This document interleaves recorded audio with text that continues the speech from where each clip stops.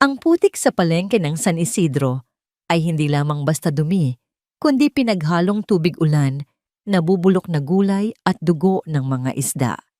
Ito ang amoy na kumakapit sa balat, isang amoy na pamilyar kay Liza. Sa edad na 38, bit-bit ang bigat ng pagiging biyuda at 4 na anak na nagugutom ang kanyang dignidad ay tila nipis na lamang ng kanyang suot na kupas na duster. Nakatayo si Liza sa harap ng pwesto ni Mang Carding, ang tindero ng isda. Ang kaniyang mga mata ay nakatuon sa isang tumpok ng galunggong na hindi na sariwa. Mapupula na ang mga mata ng isda at ang laman ay malambot na kapag hinawakan. Bulong ni Liza na halos matabunan ng ingay ng palengke. Ay tinanong niya si Mang Carding kung maaari bang ilista muna ang kaniyang bibilhin at babayaran na lamang sa katapusan ng linggo kapag nakalabada na siya. Bumuntong hininga ang matanda at hindi makatingin ng diretso sa mata ni Liza. Sinabi nito na alam naman ni Liza na marami pa siyang utang noong nakaraang buwan at kailangan din niya ng pera para sa kanyang negosyo. Nakiusap si Liza habang ang kanyang mga kamay ay mahigpit na nakakuyom sa kanyang lumang pitaka na walang laman kundi barya. Sinabi niya na kahit kalahating kilo lang dahil wala pang kinakain si Nico at ang mga kapatid nito simula kahapon. Akmang kukuha na sana ng plastic si Mang Carding dahil sa awa nang biglang may isang anino ang tumakip sa liwanag. Isang amoy ng mamahaling pabango ang humalo sa hangin. Masyadong matapang at masyadong malinis para sa lugar na yon. Isang matinis na boses ang humiwa sa hangin at sinabing, huwag kukonsintihin ni Mang Carding ang mga taong hindi marunong magbayad. Nanigas si Liza dahil kilala niya ang boses na yon. Dahan-dahan siyang lumingon at nakita si Karen. Nakasuot ito ng puting blusa na walang bahid ng dumi, mga gintong alahas na kumikinang sa leeg at braso at isang ngiti na puno ng pangungutya. Si Karen ay ang asawa ni Arturo, ang pamangkin ng pinakamayamang donya sa bayan. Tiningnan siya ni Karen mula ulo hanggang paa, habang ang kanyang mukha ay dumidistansya na para bang nakakita siya ng dumi. Sinabi nito na hanggang ngayon ay namamalimos pa rin si Liza at wala pa ring asenso, ilang taon matapos mamatay ang asawa nito. Sinubukan ni Liza na patatagin ang kaniyang boses at sinabing hindi siya namamalimos kundi bumibili. Tumawa si Karen ng malakas na umagaw sa atensyon ng mga ibang namimili. Lumapit siya kay Liza habang ang kanyang sapatos na may takong ay maingat na umiiwas sa putik. Ininsulto niya si Liza at sinabing nakakahiya at ang dungis ng hitsura nito. Napayuko si Liza. Ramdam niya ang init ng mga mata ng mga tao sa paligid. Ang hiya ay parang apoy na tumutupok sa kaniyang dibdib. Nakiusap siya kay Karen na huwag gumawa ng eksena doon, pero hindi nakinig si Karen. Sa halip nakita niya ang basket na hawak ni Liza na may lamang ilang piraso ng kamote at kangkong. Kinuha ni Karen ang basket mula sa kamay ni Liza at tinanong kung yun lang ang kakainin ng mga anak nito. Hinablot niya ito at sa isang mabilis na galaw ay persahan niyang tinabig ang basket pababa. Isang malutong na tunog ang narinig nang tumama ang basket sa maputik na sahig. Ang mga kamote ay gumulong sa maruming tubig at ang kangkong ay nalubog sa itim na putik na may halong dugo ng isda. Tumigil ang mundo ni Liza. Ang pagkain para sa kanyang mga anak at ang pinaghirapan niyang ipunin ay nasa putikan na. Nagpagpag ng kamay si Karen na parang diring-diri at sinabing bagay ang mga iyon sa putikan dahil basura raw ito para sa basura. Isang matinding galit ang umakyat sa lalamunan ni Liza. Gusto niyang sumigaw at saktan si Karen. Ang kaniyang mga kamao ay nanginig sa gilid ng kaniyang hita. Nakita niya ang mapanghamak na ngiti ni Karen na naghihintay na lumaban siya para mas lalo pa siyang ipahiya. Pero naisip niya si Nico at ang bunso niyang umiiyak sa gutom. Kung gagawa siya ng gulo ngayon, baka ipakulong siya ng asawa ni Karen at wala siyang laban dahil wala siyang pera. Kaya't nilunok ni Liza ang kaniyang pride kahit na ang lasa ay mapait. Dahan-dahan siyang lumuhod sa putikan. Sumigaw si Karen sa mga tao at sinabing alam ni Liza ang lugar nito na sa lupa. Nanginginig ang mga kamay ni Liza habang pinupulot ang mga kamote mula sa putik isa-isa. Ang malamig at malapot na dumi ay bumalot sa kanyang mga daliri. Hindi siya tumitingin sa mga tao, pero ramdam niya ang awa at ang iba ay pandidiri. Nang makuha na niya ang lahat, tumayo siya, kahit na ang kaniyang duster ay may talsik na rin ng putik. Tiningnan niya si Karen sa huling pagkakataon. Walang luha sa mata ni Liza, tanging isang malamig na titig na nagpatigil sandali sa pagtawa ni Karen. Bumulong si Liza sa sarili na balang araw ay magbabayad din ang mga ito. Tumalikod si Liza at naglakad palayo, bit-bit ang maruming basket, habang ang tawa ni Karen ay unti-unting humihina sa likuran. Ang Hacienda del Fuego ay nakatayo sa tuktok ng burol na parang isang higanting nagbabantay sa bayan. Ang tarangkahan na bakal ay mataas at matalim at ang mga pader ay napapalibutan ng mga basag na bote sa itaas para walang makapasok na magnanakaw. Ito ang tahanan ni Doña Pilar, ang babaeng kinatatakutan ng lahat. Sinasabing ang puso ng matandang ito ay kasing tigas ng semento ng kaniyang mansyon. Tanghaling tapat nang makarating si Liza sa gate. Ang init ng araw ay tumatagos sa kaniyang balat, pero nanginginig pa rin siya. Hindi dahil sa lamig, kundi sa kaba. Desperada na siya. Walang ibang tumatanggap sa kanya dahil sa impluwensya ni Karen at Arturo. Ito na ang huling pag-asa niya. Pinindot niya ang doorbell. Matapos ang ilang minuto, isang masungit na katulong ang nagbukas ng maliit na pinto sa gate. Tinanong siya ng katulong kung ano ang kanyang kailangan. Sinabi ni Liza na nabalitaan niyang naghahanap ng katulong si Doña Pilar. Pinipilit niyang maging magalang kahit tuyong-tuyo na ang lalamunan. Tinignan siya ng katulong ng may pagdududa dahil sa gusgusing hitsura nito. Sinabihan siya na maghintay. Isinarado ang pinto at naghintay si Liza ng halos 1 oras sa ilalim ng tirik na araw. Uhaw na uhaw siya at gutom, pero hindi siya umalis dahil alam niyang sinusubukan siya. Nang bumukas ulit ang pinto, hindi na ang katulong ang nandoon. Nakatayo sa may beranda ilang metro mula sa gate ay isang matandang babae na nakaupo sa wheelchair. Nakasuot ito ng itim na bestida at ang kaniyang buhok ay puting-puti na nakapusod ng mahigpit. Si Doña Pilar. Inutusan ni Doña Pilar ang gwardya na papasukin siya. Ang boses ng matanda ay mahina, pero may awtoridad na nagpadali sa kilos ng gwardya. Naglakad si Liza papasok sa hardin na puno ng mga orchids at rosas. Ang ganda ng lugar ay nakakasakit sa mata kumpara sa dumi ng kaniyang buhay. Tumigil siya 5 hakbang mula sa Donya. Tinanong ni Doña Pilar kung siya ang byuda ni Ricardo, habang ang mga mata nito ay kulay abo o matalas at mapanuri na parang binabasa ang kaluluwa ni Liza. Sumagot si Liza ng opo at nagpakilala. Prangkang sinabi ng matanda na mabaho si Liza at amoy putik. Hindi nagkaila si Liza at inaming galing siya sa palengke at nadapa siya. Hindi niya sinabi ang tungkol kay Karen dahil ayaw niyang magmukhang kaawa-awa. Tumango si Doña Pilar ng bahagya at inutusang ipakita ni Liza ang mga kamay nito.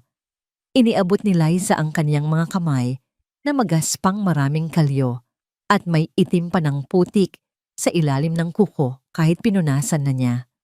Nagkomento si Doña Pilar na iyon ay kamay ng manggagawa, hindi katulad ng mga kamay ng asawa ng pamangkin nitong si Arturo na puro ganda lang ang alam. Nabuhayan ng loob si Liza nang marinig ang pangalan ng kaniyang kaaway na binanggit ng may bahid ng inis. Nakiusap si Liza na kailangan niya ng trabaho kahit ano pa ito, maglalaba man, magluluto o maglilinis ng kubeta. Tinaasan siya ng kilay ni Doña Pilar at sinabing, ang trabaho sa mansyon ay hindi para sa mga mahihina. Sinabi nitong matanda na siya masungit at ayaw sa mga tatanga-tanga. Binanggit pa nito na ang huling katulong ay tumagal lang ng 2 araw dahil umiyak ng sigawan niya. Tinanong niya si Liza Kung iiyak din ba ito? Tumingin si Liza ng diretso sa mata ng matanda. Naalala niya ang mukha ng kaniyang mga anak at ang tawa ni Karen. Sinabi niyang naubos na ang kaniyang luha at wala na siyang iluluha pa. Nagkatitigan sila ng ilang sandali habang sinusukat ni Doña Pilar ang tibay ni Liza. Hinahanap kung may bitak sa kaniyang tapang. Sa wakas sumandal si Doña Pilar sa kaniyang wheelchair at sinabing tanggap na si Liza. Halos mapaluhod si Liza sa tuwa at nagpasalamat ng paulit-ulit. Pinutol ni Doña Pilar ang pasasalamat at inutusan siyang makinig. Sinabi ng matanda na malaki ang pasahod, sapat, para buhayin ang 4 na anak ni Liza at pag-aralin ang mga ito. Pero itinaas ni Doña Pilar ang isang daliri bilang babala. Sinabi niya na sa oras na magnakaw si Liza, kahit isang sentimo magsinungaling o hayaang pumasok ang mga pamangkin niya nang walang pahintulot, hindi lang siya nito tatanggalin. Lumapit ng bahagya ang Donya at binulong na sisiguraduhin niyang hindi na makakabangon muli si Liza sa bayang iyon. Lumunok si Liza dahil alam niyang totoo ang babala. Pero wala siyang choice dahil ito ang lubid na inihulog sa kanya habang nalulunod siya. Sinabi niyang naiintindihan niya at hindi niya bibiguin ang matanda. Sinabihan siya ni Doña Pilar na mag-umpisa na at linisin muna ang dumi sa katawan bago pumasok sa bahay dahil ayaw nito ng amoy ng kahirapan sa loob ng mansyon. Tumalikod ang Donya at pinaandar ang kanyang wheelchair papasok. Naiwan si Liza na nakatayo sa hardin, pagod na pagod, pero may bagong pag-asa.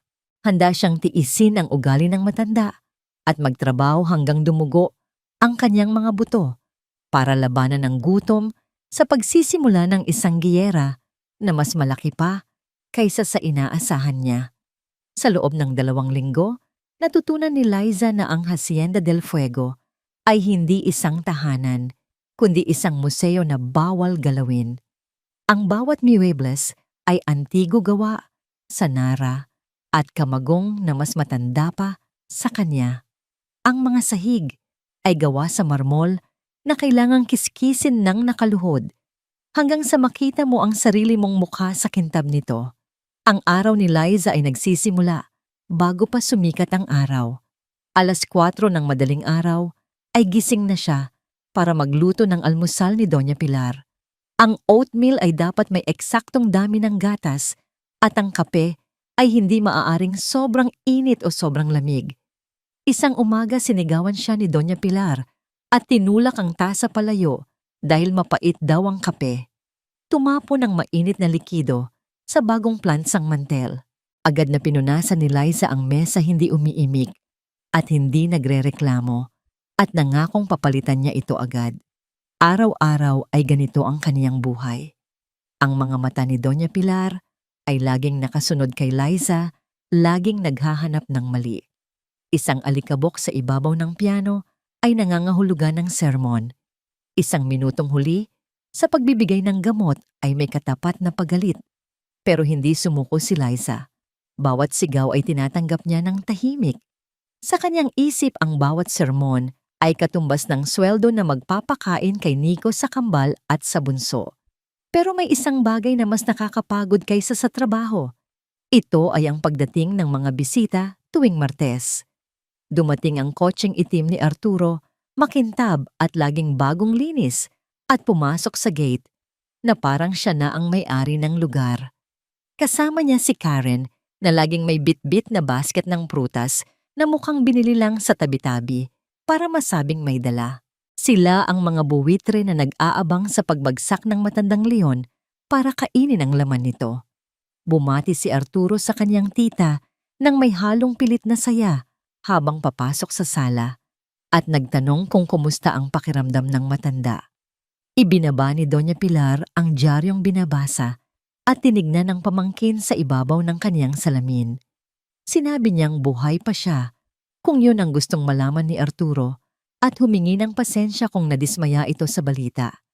Tumawa si Arturo ng pilit at sinabing nagbibiro lang ang kaniyang tita. Sumabad naman si Karen habang ang mga mata nito ay lumilibot sa kwarto. Hindi ito nakatingin kay Doña Pilar kundi sa mga painting sa pader, sa mga vase na porselana, at sa mga pilak na kandelabra. Tila kinakalkula niya kung magkano ang halaga ng bawat isa. Inutusan ni Karen si Liza na bigyan siya ng malamig na tubig at bilisan ng kilos. Habang naglalakad si Liza papuntang kusina, narinig niya ang bulungan ng mag-asawa. Reklamo ni Karen na matagal pa bago mamatay ang matanda, kahit sabi ng doktor ay mahina na ang puso nito. Sinaway siya ni Arturo at sinabing maging mabait lang sila dahil sa huli ay sa kanila rin mapupunta ang lahat ng yaman, pati na ang lupain sa probinsya. Napahigpit ang hawak ni Liza sa pitzel ng tubig. Gusto niyang sabihin kay Doña Pilar ang narinig niya, pero alam niyang hindi maniniwala ang matanda o baka isipin pang gumagawa lang siya ng kwento. Pagbalik ni Liza sa sala, nakita niyang hawak ni Arturo ang paboritong vase ni Doña Pilar. Ito ay kulay asul na may disenyo ng mga dragon, isang pamanang yaman na daang taon na ang tanda. Nagbabala si Doña Pilar na mag-ingat si Arturo dahil mas mahal pa ang vase na yon kaysa sa buhay nito. Sinabi ni Arturo na tinitignan lang niya ito pero may kakaibang ngisi sa kanyang labi nang makita si Liza na papalapit.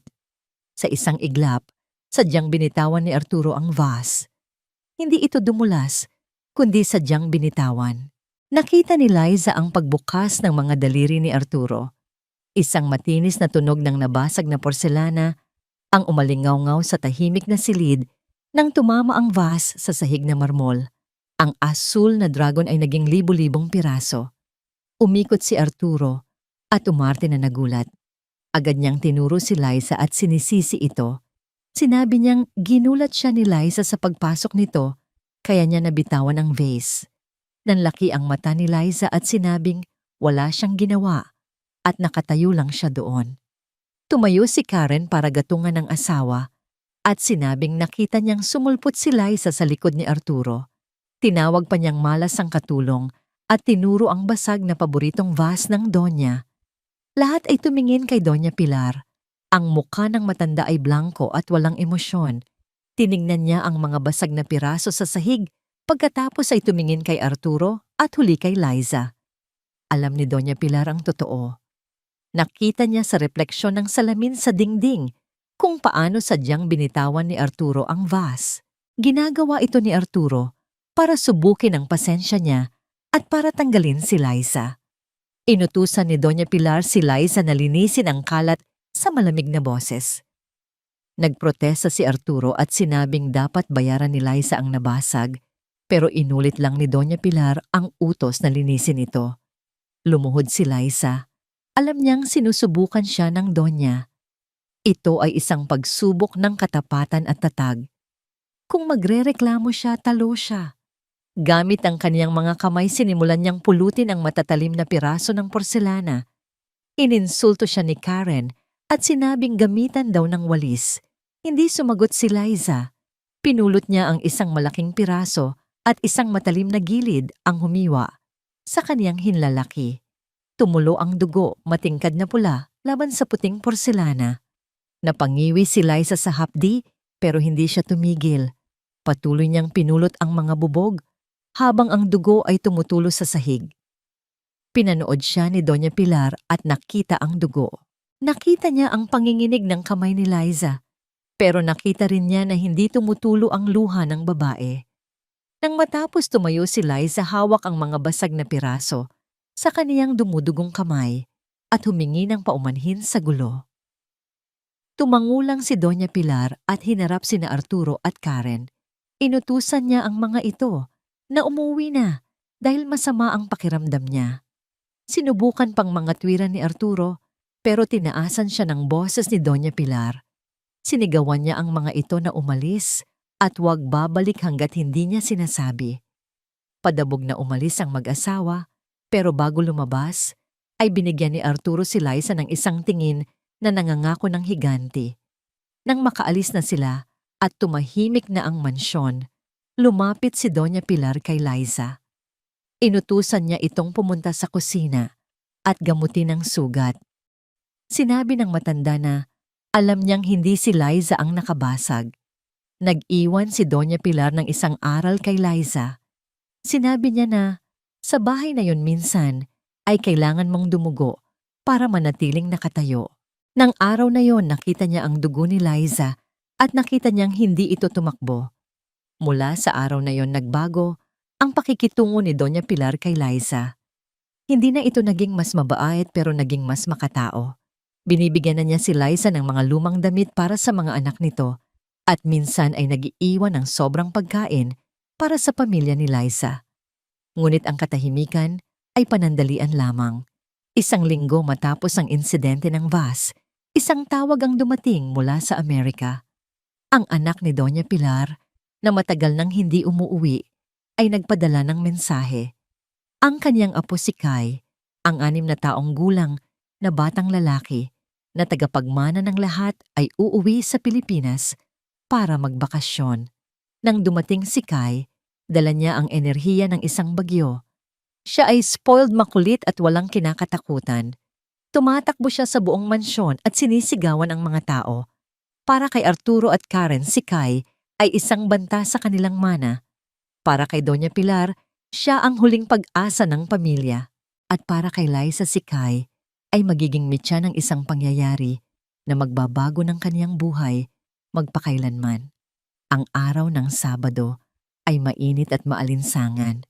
Ang hangin ay tila hindi gumagalaw at ang langit ay kulay asul na walang bahid ng ulap. Sa hardin ng Hacienda del Fuego, ang katahimikan ay binasag ng matinis na sigaw ng isang bata. Si Kai, ang 6 na taong gulang na apo ni Doña Pilar, ay tumatakbo sa damuhan habang hinahabol siya ni Liza na hingal. Nasa beranda naman, sina Doña Pilar, Arturo at Karen na umiinom ng iced tea habang pinapanood ang bata. Nagreklamo si Karen sa kakulitan ni Kai at sinabing wala itong disiplina dahil lumaki sa Amerika. Ipinagtanggol naman ni Doña Pilar ang apo at sinabing bata lang ito na gustong maglaro.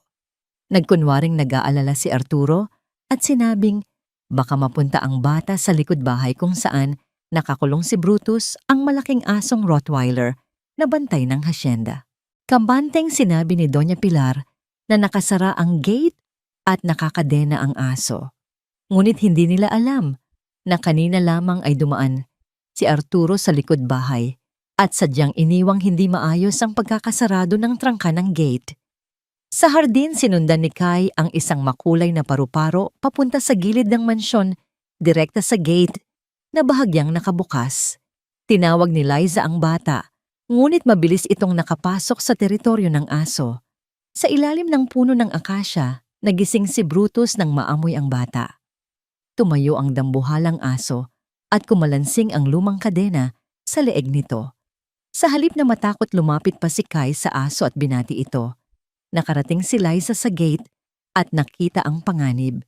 Sinigawan niya si Kai na huwag gumalaw habang ang kanyang puso ay halos tumigil sa pagtibok. Sa gulat tumahol si Brutus ng napakalakas na parang kulog. Napaatras si Kai at nadapa sabay iyak. Ang iyak ng bata ay lalong nagpagalit sa aso. Sa isang iglap bumuelo si Brutus at tumalon pasulong. Ang lumang collar ay hindi kinaya ang puwersa at naputol ang buckle. Nakawala si Brutus at tumakbo papunta kay Kai nang mabilis handang lapain ang bata. Sumigaw si Liza at hindi na nag-isip pa.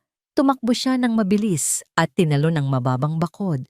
Nang akmang kakagatin na ni Brutus ang mukha ni Kai, iniharang ni Liza ang kanyang sarili. Niyakap niya ang bata at tinalikuran ng aso.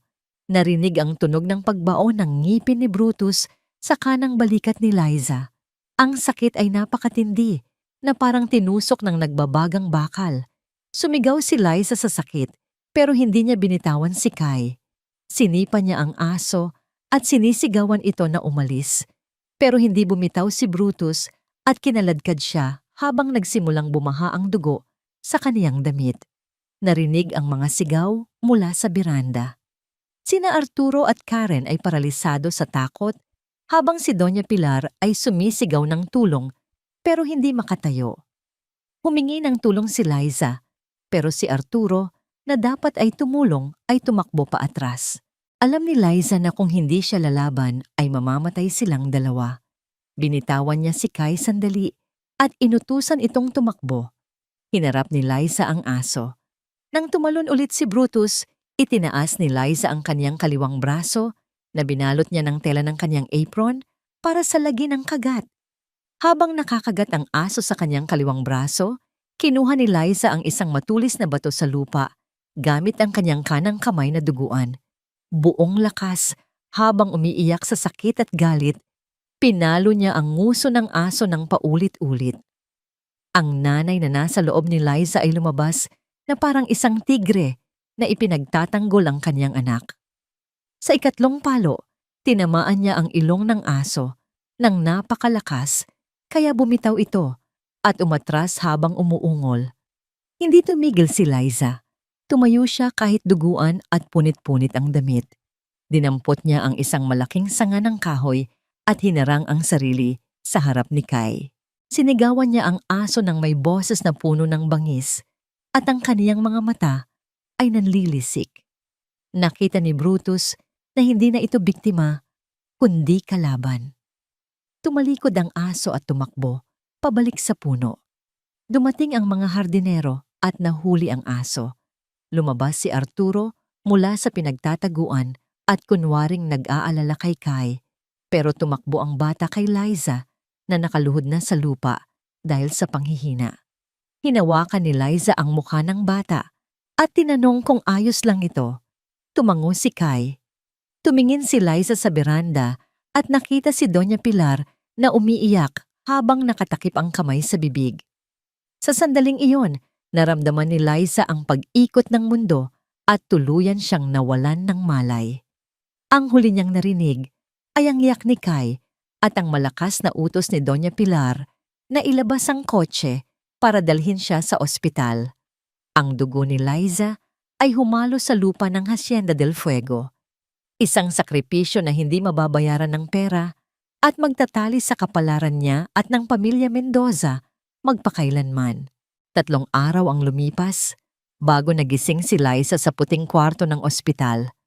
Ang una niyang naramdaman ay ang matinding kirot sa kaniyang balikat at braso na ngayon ay balot ng makapal na benda. Ang amoy ng gamot at disinfectant ay pumuno sa kaniyang ilong. Sa tabi ng kaniyang kama ay nakaupo si Nico, ang panganay niyang anak. Hawak nito ang kamay niya at nang makita niyang gising na ang ina, ay napaiyak ang binatilyo sa tuwa. Sinabi ni Liza na ayos lang siya kahit na ang totoo ay parang biniyak ang katawan niya sa sakit. Bumukas ang pinto at pumasok si Doña Pilar. Wala na itong wheelchair ngayon, kundi nakatungkod at mabagal maglakad pero diretso ang tingin. Sa likod niya ay isang abogado na may dalang folder. Sinubukan ni Liza na bumangon pero inutusan siya ni Doña Pilar na huwag gumalaw. Lumapit ito sa kama at tinitigan si Liza ng matagal. Sa unang pagkakataon, walang halong paghihinala o pagmamataas sa mukha ng matanda, kundi pagkamangha. Sinabi ni Doña Pilar na iniligtas ni Liza ang kaniyang apo at iniharang ang sarili sa kamatayan. Sumagot si Liza na ginawa lang niya ang dapat, pero umiling si Doña Pilar. Sinabi ng matanda na ang dapat ay tumawag lang ng tulong, pero ang ginawa ni Liza ay higit pa roon. Kinumpara niya si Liza kay Arturo na tumakbo palayo, habang si Liza na walang utang na loob sa pamilya ay siya pang nag-alay ng dugo. Sininyasan ni Doña Pilar ang abogado at inabot nito ang folder kay Liza. Sinabi ng Doña na ito ang kanyang kabayaran. Binuksan ni Liza ang folder gamit ang kaliwang kamay. Sa loob ay isang titulo ng lupa at bahay na nakapangalan na sa kanya. Nanlaki ang mata ni Liza at hindi makapaniwala na binibigyan siya ng bahay. Ipinaliwanag ni Doña Pilar na iyon ang Casa de Monstro, ang bahay ng yumao niyang kapatid na si Gustavo. Nasa gilid daw ito ng gubat at matagal nang walang nakatira. Tuwang-tuwa si Nico at sinabing may bahay na sila at hindi na magbabayad ng upa. Pero nakita ni Liza ang kakaibang ekspresyon sa mukha ng abogado na parang naaawa at si Doña Pilar naman ay mukhang may itinatagong lungkot. Sinabi ni Liza na sobra-sobra ang regalo pero nagmatigas si Doña Pilar na tanggapin niya ito. Inamin ng Donya na baka isumpa siya ni Liza kapag nakita na nito ang bahay. Pero yun lang ang maibibigay niya sa ngayon na hindi kayang bawiin ni na Arturo. Idiniin ni Doña Pilar na ibinibigay niya ang lupa, ang bahay at lahat ng nasa loob nito. Pagkalabas ng ospital 1 linggo matapos ang insidente, nagdesisyon si Liza na lumipat agad. Wala na silang pambayad sa inuupahang barong-barong at ito na ang pagkakataon nilang magsimula muli. Kumalat agad ang balita sa bayan ng San Isidro na binigyan si Liza ng mansyon ni Doña Pilar. Marami ang nainggit at nagsabing napakaswerte niya. Pero nang marating ng deep na sinasakyan ni na Liza at ng kanyang 4 na anak ang lokasyon, naintindihan nila kung bakit tinatawag itong Casa de Monstro. Tumigil ang diip sa harap ng isang gate na kinakalawang na at halos matumba. Sa likod nito ay nakatayo ang isang istruktura na hindi mo matatawag na bahay, kundi isang bangungot. Ang bahay ay gawa sa bato at kahoy na may 2 palapag, pero ito ay nakatagilid ng husto sa kaliwa na para bang lasing na babagsak na anumang oras. Ang bubong ay punit-punit at ang mga bintana ay basag o kaya ay tinakpan ng plywood. Pero ang pinakamalala ay ang bakuran. Puno ito ng basura, bundok-bundok ng lumang gulong, sirang appliances, bakal bote, at kung ano-ano pang kalat na umabot na hanggang sa pangalawang palapag. Ang mga damo ay kasing taas na ng tao at ang amoy ay pinaghalong ang magkalawang at nabubulok na kahoy. Bumaba si Nico, bitbit ang kanilang mga gamit at nalaglag ang kaniyang panga sa gulat. Nagtakip ng ilong ang kambal na sina Maya at Leo dahil sa baho at takot. Lumabas ang mga kapitbahay para manood at syempre nandoon ang itim na kotse ni Arturo. Bumaba si Arturo at Karen na tumatawa ng malakas. Sumigaw si Arturo ng sorpresa at tinanong kung nagustuhan ni Liza ang regalo ni Doña Pilar na tinawag niyang bahay ng basura. Lumapit si Karen sa gate at nagkwento na ang bahay ay pag-aari ng baliw na kapatid ng Donya na si Gustavo, isang hoarder na namatay sa loob na natabunan ng sarili niyang basura. Inasar ni Arturo si Liza na ginawa lang siyang basurera ng kanyang tita. Sinabi nitong ang gastos sa pagpapalinis at pagpapagiba ay mas mahal pa sa buhay ni Liza. Pinagtawanan sila ng mga usisero at naramdaman ni Liza ang init sa kanyang pisngi dahil sa hiya at pagkadismaya. Tumingin si Liza sa bahay na nakahilig na parang isang higanteng halimaw. Masama pa rin ang pakiramdam ng kanyang balikat at ang 4 na anak niya ay naghihintay ng desisyon kung uurong ba sila. Tumingin si Liza kay Arturo at nakita ang kasiyahan sa mukha nito. Gusto nitong sumuko si Liza para mapatunayan na wala siyang kwenta. Huminga ng malalim si Liza at inayos ang benda sa kanyang braso. Inutusan niya si Nico na buksan ang gate. Natigilan si Arturo at tinanong kung papasok ba talaga sila at kung gusto nilang mamatay sa tetanus. Hinarap ni Liza si Arturo, ang kaniyang mga mata ay pagod pero matalim. Sinabi niya ng malakas na mas mabuti na ang bahay na puno ng basura kaysa sa bahay na puno ng demonyo. Namula si Arturo sa galit pero hindi na siya pinansin ni Liza. Inaya niya ang mga anak na pumasok. Binuksan ni Nico ang gate na lumikha ng isang nakakakilabot na tunog ng bakal. Pumasok sila habang ang damo ay humahampas sa kanilang mga binti at ang mga daga ay nagtakbuhan palayo. Nang makapasok sila, sa loob ng bahay mas malala pa ang sitwasyon. Ang sala ay hindi makita dahil puno ito ng mga kahon at sirang muebles na nakatambak hanggang kisame. Ang sahig ay maingay at parang bibigay anumang oras dahil sa bigat ng kalat. Naiiyak na nagtanong ang bunsong si Pepe kung saan sila matutulog. Nilapag ni Liza ang kanilang gamit sa maliit na espasyo sa may pintuan at pinilit na ngumiti. Nangako siya na lilinisin nila ito at gagawing tahanan. Sa labas umalis na sina Arturo at Karen na sigurado na sa loob ng 1 linggo ay tatakbo palayo si Liza. Pero hindi nila alam ang sinabi ni Doña Pilar na lahat ng nasa loob nito ay kay Liza. Nang gabing iyon, sa liwanag ng kandila, habang natutulog ang mga anak niya sa ibabaw ng mga karton, nakarinig si Liza ng tunog. Hindi ito daga o hangin. Tunog ito ng isang bagay na mabigat na gumugulong sa ilalim ng sahig, isang tunog na nanggagaling sa pinakailalim ng bundok ng basura. Ang bahay ay umuga ng bahagya at lalong tumagilid. Napatingin si Liza sa kisame at nagtanong sa kawalan kung ano ang itinatago ni Gustavo at kung bakit napakabigat ng bahay na ito. Ang sagot ay nakalibing sa ilalim ng alikabok, naghihintay na mahukay ng mga kamay na sanay sa hirap. Ang unang linggo sa Casa de Monstro ay maituturing na isang impyerno. Walang kuryente at walang tubig, kaya kinailangan ni Nico na mag-igib sa poso na 3 kanto pa ang layo. Ang pagkain nila ay niluluto sa labas gamit ang mga tuyong kahoy na napulot sa bakuran. Ang bawat araw ay isang pakikipaglaban sa alikabok at dumi. Isang araw sumigaw si Maya at ihinagis ang walis tingting. Sinabi niyang ayaw na niya dahil puno ng ipis ang kwarto at may nakita siyang daga na kasing laki ng pusa. Nakiusap si Liza habang inaalis ang sapot ng gagamba sa kisame kahit na ang benda sa braso niya ay nangingitim na sa dumi. Pinaalalahanan niya si Maya na wala silang ibang mapupuntahan. Sumbat naman ni Nico na bakit tinanggap ni Liza ang bahay gayong isa itong basurahan. Sinabi niyang pinagtatawanan sila ng mga kaklase niya at tinatawag siyang anak ng reyna ng basurahan. Tumigil si Liza sa paglilinis at naramdaman ng kirot sa kanyang puso na mas masakit pa sa kagat ng aso.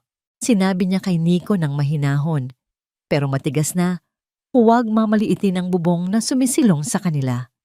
Inamin niyang marumi at mabaho ito, pero kanila ito at walang makakapagpalayas sa kanila, hindi si Arturo at hindi ang gobyerno.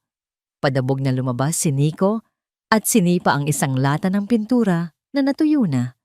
Naiwan si Liza na nakatayo sa gitna ng sala na puno pa rin ng mga kahon.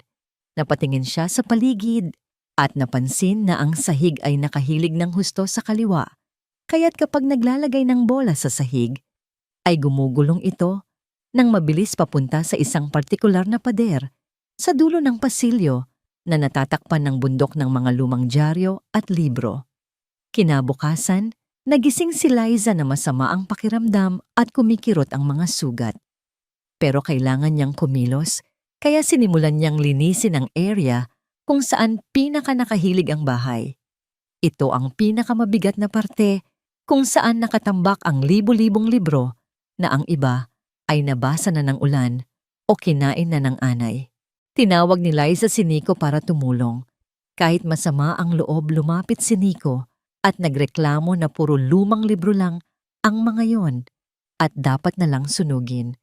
Pinigilan siya ni Liza at sinabing baka may mapakinabangan pa o maibenta sa junk shop. Habang inaalis nila ang mga libro, napansin ni Liza na ang mga ito ay hindi basta-basta nobela o comics, kundi mga encyclopedia at libro tungkol sa kasaysayan, heograpiya at sining. May isang libro na nakakuha ng atensyon ni Liza. Ito ay isang makapal na libro na may pabalat na katadkulay itim at halos magkandadurog na. Ang pamagat ay nasa wikang Espanyol tungkol sa kasaysayan ng Pilipinas. Dinampot ito ni Liza at nang buksan niya, may nahulog na isang lumang sobre mula sa gitna na kulay dilaw na sa kalumaan. Nakasulat sa likod ng sobre sa magandang sulat kamay na ito ay para sa magbubukas ng pinto. Tinanong ni Nico kung ano yon.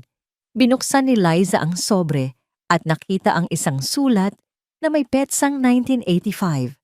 Binasa niya ito ng malakas. Sabi sa sulat na kung binabasa yon ng sino man, ibig sabihin ay patay na ang sumulat na si Gustavo. Sinabi ni Gustavo na tinawag siyang baliw at hoarder, pero hinayaan niya lang ang mga ito. Inamin niyang itinago niya ang kaniyang buhay sa likod ng dumi para hindi ito manakaw ng mga ganid na kamag-anak. Sinabi rin niya na ang bigat na nararamdaman ng bahay ay hindi bigat ng basura, kundi bigat ng alaala at kasaysayan. Inutusan niya ang makakabasa na hanapin ang pinto na may 3 kandado dahil nasa likod nito ang dahilan kung bakit nakatagilid ang kaniyang mundo. Nanahimik sila ni Nico. Nagtanong si Nico kung may tinatagong ginto dahil sa 3 kandado, pero sinabi ni Liza na hindi niya alam dahil ang sabi lang sa sulat ay kasaysayan. Nagpatuloy sila sa paglilinis na may bagong layunin. Inabot sila ng 3 araw bago nila naalis ang lahat ng libro at dyaryo sa dulo ng pasilyo. Ang kanilang mga kamay ay puno ng galos at dumi. Sa likod ng huling salansan ng mga nabubulok na magazine, nakita nila ang isang pinto. Hindi ito ordinaryong pinto, kundi gawa sa makapal na kahoy na nara na may mga bakal na pampatibay. Sa gilid nito ay may 3 malalaking padlock na kinakalawang na. Sinabi ni Nico na ito na ang tinutukoy sa sulat. Sinubukan ni Liza na hilahin ang mga kandado pero masyadong matibay ang mga ito. Sinabi niyang kailangan nila ng susi. Nagmungkahi si Nico na lagariin nila pero wala silang sapat na kagamitan para sa bakal. Hinawakan ni Liza ang pinto at naramdaman na malamig ito at may hangin na lumalabas sa ilalim na amoy langis at lumang papel. Biglang may kumatok ng malakas sa gate sa labas. Nagulat sina Maya at Leo. May sumigaw ng tao po. Nagkatinginan sina Liza at Nico. Lumabas si Liza bitbit ang sulat ni Gustavo sa kaniyang bulsa.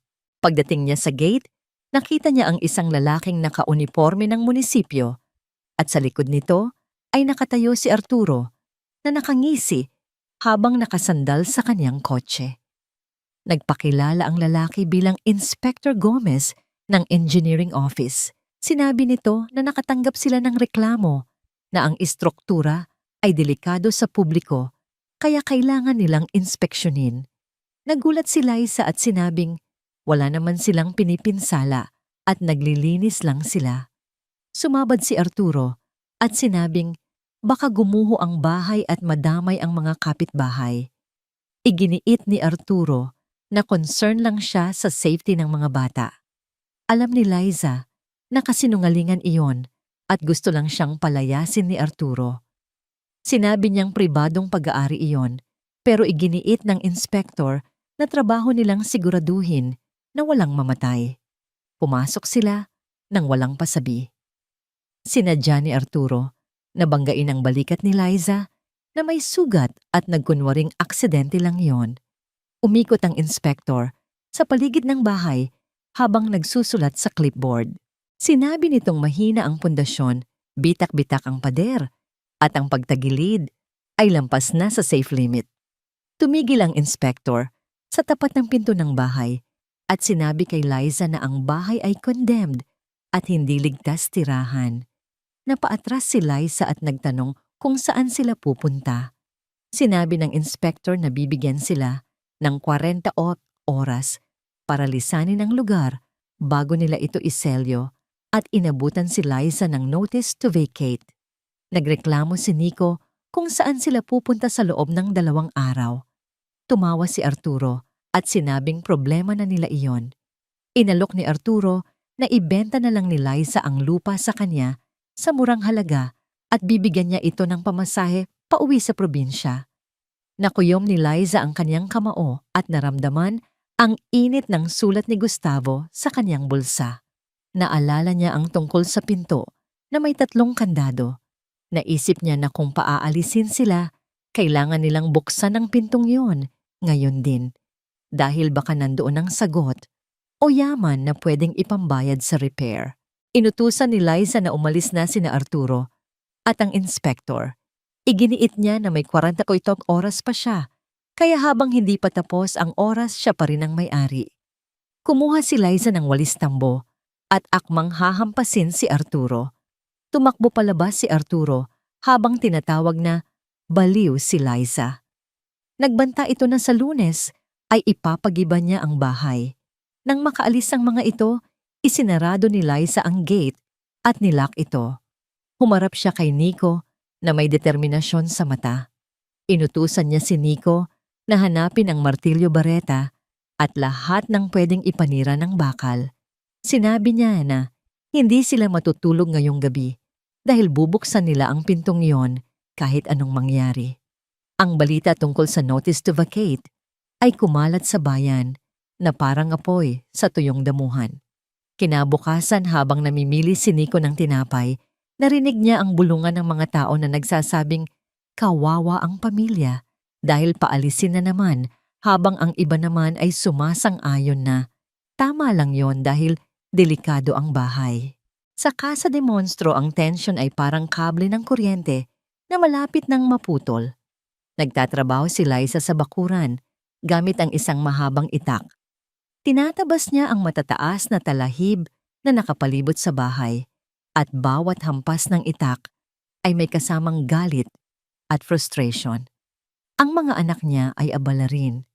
Si Maya at Leo ay nagwawalis ng mga tuyong dahon habang si Nico ay nasa loob at sinusubukang tanggalin ang mga kalawang sa mga kandado ng misteryosong pinto bagamat wala pa silang sapat na lakas o tamang gamit para buksan ito. Bandang 3:00 ng hapon, dumating ang isang pribadong dump truck na may lulang graba at lupa. Sa likod nito ay nakasunod ang pamilyar na itim na sedan ni Arturo.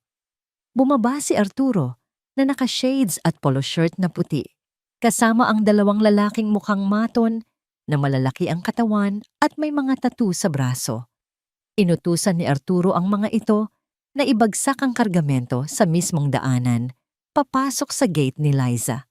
Tumakbo palapit si Liza habang hawak pa rin ang itak at sinigawan sila kung anong ginagawa nila. Sumagot si Arturo na parang naglalaro lang. Sinabi niyang nagde-deliver lang sila ng lupa para sa construction project niya sa katabing lote at nakiusap na makilagay muna dahil wala ng space doon. Sinabi ni Liza na harang iyon sa daanan nila at pribadong daan iyon. Ngumisi si Arturo at pinaalala na pinaalis na sila kaya wala na silang karapatan doon. Sininyasan ni Arturo ang driver ng truck at itinaas nito ang dump box. Ang toneladang lupa at bato ay bumuhos mismo sa harap ng gate at hinarangan ito ng tuluyan. Ngayon hindi na mabubuksan ang gate at nakulong sila sa loob. Sumigaw si Liza na sumusobra na si Arturo habang kumukulo ang kaniyang dugo. Lumapit si Arturo sa gate habang si Liza ay nasa loob at sa pagitan nila ay ang bakal na rehas. Bulong ni Arturo na tinutulungan lang niya si Liza mag-empake habang tinatanggal ang shades niya at nanlilisik ang mga mata. Sinabi niyang alam niya ang plano ni Liza na naghahanap ng yaman sa loob pero sinigurado niyang wala itong makukuha. Biglang sinipa ni Arturo ang gate ng napakalakas. Dahil luma na ang bisagra ng gate, umuga ito at natumba ang isang poste ng bakod na gawa sa kahoy na tinayuan ni Liza kaninang umaga lang. Ang mga tinanim niyang halaman ay nadaganan. Napaiyak si Maya at Leo sa gulat at tinawag ang kanilang ina. Nakita ni Liza ang takot sa mata ng mga anak niya at ang pagkasira ng kaniyang pinaghirapan. Isang bagay ang naputol sa loob ni Liza at iyon ay ang kaniyang pasensya. Hinawakan niya ng mahigpit ang itak hanggang sa lumabas ang kaniyang mga ugat sa kamay. Sinabihan niya si Arturo na umalis sa mababang boses na parang ungol ng hayop. Nang insulto si Arturo at hinamon si Liza kung anong gagawin nito, kung papatayin ba siya nito. Dahan-dahang itinaas ni Liza ang itak habang ang talim nito ay kumintab sa ilalim ng araw. Hindi siya nanginginig at ang tingin niya ay nakapako sa leeg ni Arturo. Inutusan ni Liza si Nico na ilagay ang mga kapatid nito sa loob. Nag-atubili si Nico pero sinigawan siya ni Liza na pumasok na. Tumakbo ang mga bata papasok at naiwan si Liza na mag-isa sa harap ng 3 lalaki. Tumawa ang isang maton at tinanong si Arturo kung tuturuan na ba nila ng leksyon si Liza. Akmang bubuksan ng maton ang maliit na pinto ng gate na hindi nahaharangan ng lupa. Humiwa ang itak sa hangin at tumama sa bakal na poste. Ilang pulgada lang ang layo sa kamay ng maton. Napatalon pa atras ang lalaki at nagmura sa gulat. Nanginginig ang boses ni Liza, hindi sa takot, kundi sa pigil na galit nang sabihin niyang ang susunod na hakbang ng maton ay ang huli na nito. Ang dulo ng itak ay nakatutok ngayon sa mukha ng lalaki. Ang mga mata ni Liza ay walang bahid ng pagbibiro. Ito ang mata ng isang inang nakipagbuno sa asong ulol, ang inang handang pumatay para sa kanyang mga anak. Natahimik ang dalawang maton at tumingin kay Arturo. Naghihintay ng utos pero nakita nila na pati si Arturo ay namutla. Hindi nila inaasahan na ang biyudang katulong ay ganito kabangis. Inutusan ni Arturo si Liza na ibaba ang itak, pero ang boses niya ay naging manipis. Nagbanta siya na pulis ang katapat ni Liza kapag nanakit ito. Hinamon ni Liza si Arturo na tumawag ng pulis, pero bago sila dumating ay sisiguraduhin niyang may dadalhin sila sa ospital. Huminga ng malalim si Liza habang ang pawis ay tumutulo sa kanyang noo. Sinabi ni Liza na lupa niya iyon at bahay niya iyon. Nagbanta siya na hanggat may hininga siya, walang sino man sa kanila ang makakatapak sa loob ng bakuran nang walang pahintulot. Inutusan niya silang umalis bago magdilim ang kanyang paningin. Nagkatinginan ng mga maton at sinabing delikado iyon. Niyaya ni Arturo ang mga kasama na umalis na at inayos ang kanyang polo para magmukhang hindi siya natatakot.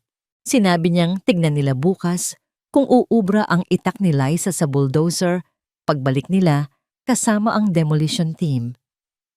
Humarap si Arturo kay Liza sa huling pagkakataon at sinabing sulitin na nito ang gabi dahil bukas ay wala na itong uuwian. Sumakay sila sa kotse at sa truck. Umugong ang makina at umalis sila nag-iiwan ng makapal na usok at ang bundok ng lupa na nakaharang sa gate. Nang mawala na sila sa paningin, doon lang binitawan ni Liza ang itak at bumagsak ito sa lupa.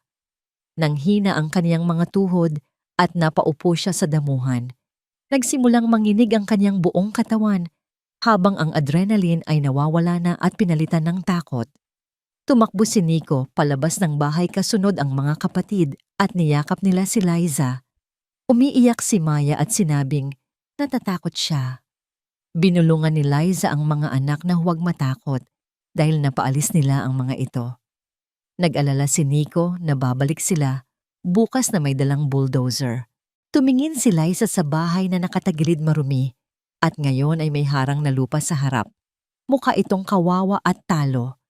Pero naalala ni Liza ang sulat ni Gustavo at ang misteryosong pinto. Sinabi ni Liza na may isa pa silang pag-asa. Tumayo siya pinahid ang luha at pinulot ang itak. Inutusan niya si Nico na kumuha ng martilyo dahil hindi sila matutulog ng gabing iyon. Tinanong ni Nico kung bakit. Sumagot si Liza na bubuksan nila ang pintong iyon at kung ano man ang nasa loob ay iyon ang gagamitin nila para labanan ng mga kaaway. Ang araw ay lumubog sa San Isidro at ang kadiliman ay bumalot sa Casa de Monstro. Sa loob sa liwanag ng isang kandila, nagsimulang kumilos ang mag-ina. Ang tunog ng bakal na tumatama sa bakal ay umalingaw-ngaw sa gabi, isang tunog ng desperasyon at ng pag-asa. Ang tunog ng martilyo laban sa kandado ay tumigil nang sumikat ang araw. Ang mga kamay ni Nico ay puno na ng paltos. Ang bakal na trangka ng misteryosong pinto ay yupi-yupi na, pero ang kandado, ang tatlong malalaking padlock na gawa sa tanso at bakal ay nanatiling nakasara. Matibay ito at tila hindi kayang sirain ng simpleng lakas lamang. Hingal na nagtanong si Nico kung kailangan ba ng sadyang susi. Napaupo si Liza sa sahig na maalikabok. Ang pag-asa niya ay unti-unting nauubos kasabay ng pagkaubos ng mitya ng kandila. Sa labas narinig niya ang tunog ng mga sasakyan sa malayo. Ang oras ay tumatakbo At ang banta ni Arturo na demolisyon ay parang patalim na nakabitin sa kanilang leeg. Biglang tumayo si Liza at nagpagpag ng damit. Sinabi niyang may pupuntahan siya. Tinanong ni Nico nang may halong galit kung pupunta ba siya kay Arturo para magmakaawa. Sumagot si Liza na hindi at ang kanyang mata ay puno ng determinasyon. Sinabi niyang pupunta siya sa taong nagbigay sa kanila ng problemang ito at hindi siya aalis hanggat hindi nito ibinibigay ang solusyon. Bumuhos ang malakas na ulan habang naglalakad si Liza papunta sa Hacienda del Fuego. Wala siyang payong at ang tubig ay humahampas sa kaniyang mukha, tinatago ang kaniyang mga luha ng frustration. Basang-basa siya nang makarating sa gate ng mansyon. Sinabi ng masungit na gwardya na hindi tumatanggap ng bisita ang senyora. Sumigaw si Liza para marinig sa ingay ng ulan at inutusan ng gwardya na sabihin sa senyora na nandoon siya. Nagbanta siya na kung hindi siya kakausapin ay sisirain niya ang gate. Nagulat ang gwardya sa tapang ni Liza at tumawag ito sa intercom. Ilang sandali pa bumukas ang gate. Pagpasok ni Liza sa sala, tumutulo ang tubig mula sa kanyang damit, papunta sa mamahaling carpet, pero wala siyang pakialam. Nakita niya si Doña Pilar na nakaupo sa tabi ng bintana habang nakatingin sa ulan. Tinawag ni Liza ang senyora. Hindi lumingon ang matanda at nagreklamo na basang-basa si Liza at dudumihan nito ang sahig. Sinigawan ni Liza ang donya na wala siyang pakialam sa sahig nito. Sa unang pagkakataon, tinaasan niya ng boses ang matanda. Sinabi niyang pinaaalis na sila dahil nagpadala ng notice to vacate ang munisipyo. Sinabi rin niyang hinarangan ni Arturo ng lupa ang gate nila at bukas ay gigibain na raw ang bahay. Humarap si Doña Pilar. Ang mukha nito ay kalmado na parang lawa na walang alon. Tinanong niya kung anong gustong gawin ni Liza gayong ibinigay na niya ang bahay at sabi ni Liza ay kaya niya ito. Sumbat ni Liza na binigyan siya ng bitag isang bahay na hindi mabuksan ng sikreto. Sinabi niyang nakita nila ang pinto na may 3 kandado at alam niyang alam ng donya kung nasaan ang susi. Tumahimik ang paligid at tanging ang patak ng ulan sa bubong ang naririnig. Tinitigan ni Doña Pilar si Liza ng matagal. Nakita niya ang desperasyon sa mata ng babae, pero nakita rin niya ang apoy, ang parehong apoy na nagtulak kay Liza para labanan ng aso. Dahan-dahang dumukot si Doña Pilar sa kaniyang bulsa at inilabas ang isang maliit na bagay na nakabalot sa panyo. Sinabi ni Doña Pilar na akala niya ay aabutin pa si Liza ng 1 buwan bago mahanap ang pinto, pero mabilis daw ito kapag ang buhay ng mga anak niya ang nakataya. Iniabot niya ang panyo kay Liza. Kinuha ito ni Liza nang nanginginig ang kamay at binuksan. Sa loob ay isang susi. Isa lang ito pero kakaiba dahil ito ay isang skeleton key na may 3 ngipin na magkakaiba ang hugis, isang susi para sa 3 kandado. Sa mahinang boses tinanong ni Liza kung bakit hindi ito ibinigay agad. Nagpaliwanag si Doña Pilar na si Gustavo ay naniniwala na ang yaman ay dapat pinaghihirapan. Sinabi niyang kung ibinigay niya agad ang susi, baka binuksan lang yun ni Liza at kinuha ang laman nang hindi inuunawa ang halaga ng bahay. Gusto niyang linisin muna ni Liza ang dumi at ang kininang hirap. Lumapit si Doña Pilar kay Liza at hinawakan ang basang kamay nito. Sinabi niya na ang nasa loob ng kwartong iyon ay hindi ginto o pilak, pero sa tamang tao ay mas mahalaga pa ito sa buhay niya. Binanggit niya na ang tingin ni Arturo sa bahay ay basura at hinamon si Liza na patunayan na mali ito. Nag-alala si Liza na bukas na darating ang mga magpapaalis sa kanila. Madiing sinabi ni Doña Pilar na unahan niya ang mga ito. Inutusan niya si Liza na buksan ang pinto ngayon din at hanapin ang corazon de la casa o ang puso ng bahay. Sinabi niyang kapag nahanap yun ni Liza, wala nang makakapagpalayas sa kanila. Tinanong ni Liza kung ano ang corazon. Ngumiti lang si Doña Pilar nang misteryoso at sinabing malalaman yon ni Liza kapag nakita na niya. Inutusan niya itong tumakbo at umuwi sa kanyang mga anak. Tumakbo si Liza pabalik sa Casa de Monstro habang ang ulan ay lalong lumakas at naging bagyo na. Ang hangin ay humahampas sa mga puno at nadapa siya sa putikan ng ilang beses pero bumangon siya agad. Ang susi ay mahigpit na nakakuyom sa kanyang kamay na parang agimat. Pagdating niya sa bahay basang-basa at puno ng putik, sinalubong siya ni Nico na nag-aalala kung iniwan na ba sila ng ina. Sinabi ni Liza na hindi niya sila iiwan at itinaas ang susi. Nagningning ang mata ni Nico nang makita ito. Pumasok sila sa bahay habang ang hangin sa labas ay humuhuni na parang nagbabanta at ang bahay ay umuuga dahil sa lakas ng bagyo. Inaya ni Liza ang mga anak at sinabing bilisan nila dahil pakiramdam niya ay may masamang mangyayari. Pumunta sila sa dulo ng pasilyo sa harap ng misteryosong pinto. Inilawan ni Maya ang kandado gamit ang flashlight. Ipinasok ni Liza ang susi sa unang kandado at bumukas ito. Sumunod sa pangalawa at bumukas din. Sa pangatlo natanggal ang huling kandado at nahulog ang mga kadena sa sahig. Nagkatinginan ang mag-iina. Tinanong ni Liza kung handa na ba sila. Tumango si Nico habang sina Maya at Leo ay humawak sa laylayan ng damit ni Liza. Hinawakan ni Liza ang seradura ng pinto, pinihit ito at itinulak. Bumukas ang pinto nang dahan-dahan kasabay ng isang mahabang inggit ng kinakalawang na bisagra. Isang amoy ang sumalubong sa kanila. Hindi amoy ng basura, kundi amoy ng papel langis at panahon. Itinutok ni Nico ang flashlight sa loob. At sa sandaling iyon, ang kanilang mundo ay tumigil. Wala silang nakitang bundok ng ginto o mga alahas na kumikinang. Pero ang nakita nila ay nagpaluhod kay Liza sa sahig habang ang mga luha ay nagsimulang tumulo kasabay ng ulan sa labas. Bulong ni Liza na totoo nga ang lahat. Ang liwanag ng flashlight ni Nico ay tumagos sa kadiliman ng silid.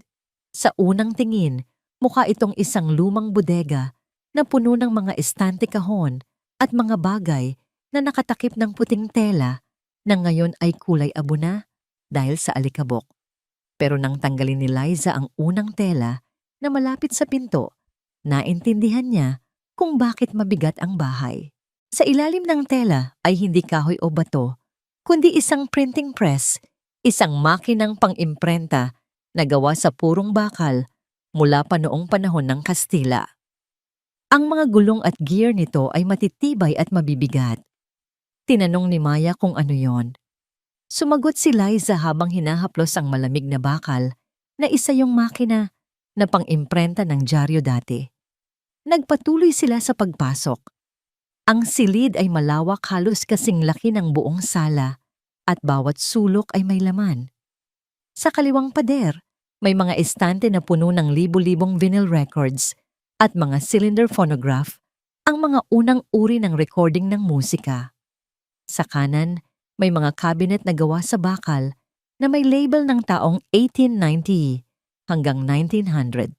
Binuksan ni Nico ang isa at nakitang puno ito ng mga dokumento tulad ng titulo ng lupa, sertipiko ng sapi at mga bonds na nakapangalan sa iba't ibang kumpanya.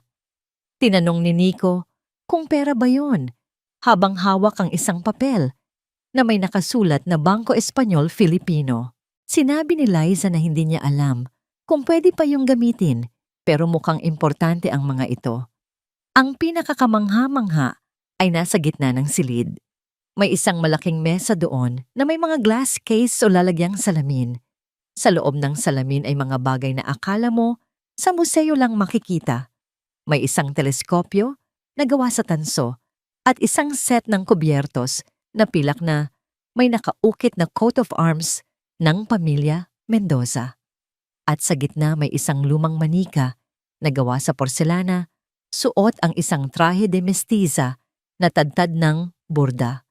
Ang mukha ng manika ay basag ng bahagya sa pisngi, pero ang mga mata nito ay gawa sa kristal na kumikinang kahit sa dilim. Nagkomento si Leo na nakakatakot ang manika at nagtago sa likod ni Liza. Lumapit si Liza sa manika at napansin ang nakasulat na maliit na plaka sa paanan nito na nagsasabing, "Ang tagapag-ingat ng puso." Naalala ni Liza ang sinabi ni Doña Pilar tungkol sa Corazon de la Casa. Binuksan ni Liza ang glass case at dahan-dahang kinuha ang manika. Ang bigat nito ay hindi normal para sa isang laruan. Tinanong ni Liza ang manika kung bakit ang bigat nito at inalog ng bahagya. May kumalabog sa loob. Tinalikod ni Liza ang manika at nakita ang tahi sa likod ng bestida na mukhang minadali. Gamit ang kanyang kuko, pinutol ni Liza ang sinulid at dinukot ang nasa loob ng palaman ng manika. Ang kanyang kamay ay nakahawak sa isang bagay na matigas at malamig. Inilabas niya ito at napasinghap si Nico. Sa palad ni Liza ay isang diamante. Hindi ito pulido, kundi isang rough diamond o hilaw na diamante na kasing laki ng itlog ng pugo. Mukha itong tipak ng yelo, pero nang tamaan ito ng ilaw ng flashlight, naglabas ito ng bahaghari ng kulay. Tinanong ni Maya kung yun na ba ang hinahanap nila. Bulong ni Liza na yun ang korason o ang puso. Sa tabi ng diamante may isa pang papel na nakatupi. Kinuha ito ni Liza at nakitang isa itong deed of sale o kasulatan ng bilihan ng lupa, pero blanko ang pangalan ng bumili at may petsa noong 1950. Nakakabit din dito ang isang Certificate of Authenticity para sa isang painting na nakasandal sa pader at nakatakip ng itim na tela. Nilapitan ni Nico ang painting at tinanggal ang tela. Ito ay isang painting ng isang babae sa bukid na hawak ang isang bilaon ng bigas. Ang pirma sa ibaba ay Fernando Amorsolo. Namangha si Nico at sinabing kilala niya ang pintor dahil pinag-aralan nila ito sa paaralan bilang national artist. Napaupo si Liza sa sahig at nanginginig ang kanyang buong katawan. Napagtanto niya na ang bahay na ito ay isang treasure chest at si Gustavo ay hindi baliw kundi isang kolektor. Inipon nito ang mga bagay na mahalaga sa kasaysayan at sining at itinago sa gitna ng basura para hindi manakaw. Bulong ni Nico na mayaman na sila at pwede na nilang bilhin ang buong bayan. Sinabi ni Liza na hindi sila mayaman kundi mga katiwala habang itinatago ang diamante sa kanyang bulsa. Ipinaliwanag niya sa mga anak na ang mga bagay na ito ay pamana at kung ibebenta nila ito ng basta-basta, para na rin nilang binenta ang kaluluwa ni Gustavo. Pinaalala ni Nico ang tungkol sa demolition bukas. Tumayo si Liza at ang takot sa kanyang mukha ay napalitan ng isang plano. Sinabi niyang ang diamante lang ang gagamitin nila bilang pambayad habang ang iba ay itatago at poprotektahan ng puman nila. Nagtaka si Nico kung paano nila gagamitin yon gayong gabi na. Sinabi ni Liza na pupunta sila sa Maynila ngayon din dahil may kilala si Doña Pilar na appraiser o taga-uri ng alahas. Nag-alala si Nico dahil sa bagyo pero desidido si Liza. Sinabi niyang kahit bumagyo ng apoy ay kailangan nilang magkapera bago sumikat ang araw dahil pagdating ni Arturo bukas ay sasalubungin nila ito hindi ng itak kundi ng titulo at pera. Kinuha ni Liza ang diamante at ang painting ni Amorsolo na binalot niya ng plastik at tela para hindi mabasa. Inutusan niya si Nico na bantayan ang mga kapatid at ang pinto. Sinabihan niya itong ilak ulit ang pinto at harangan ng mga kahon at huwag magpapapasok kahit sino. Gustong sumama ni Nico pero sinabi ni Liza na kailangan siya doon bilang padre de pamilya. Tumango si Nico at pinigilan ng luha. Lumabas si Liza sa gitna ng bagyo. Ang hangin ay humahampas at ang ulan ay parang mga karayom. Wala siyang payong at ang tanging proteksyon niya ay ang kanyang tapang at ang puso ng bahay na nasa kanyang bulsa.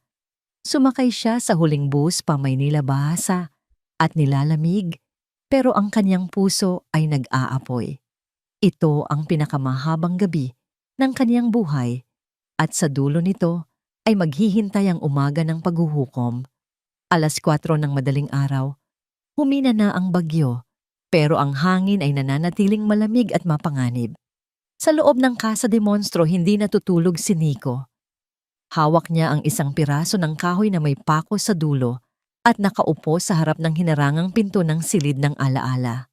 Sina Maya, Leo at Pepe ay natutulog ng mahimbing sa sala, walang kamuwang-muwang sa panganib na parating.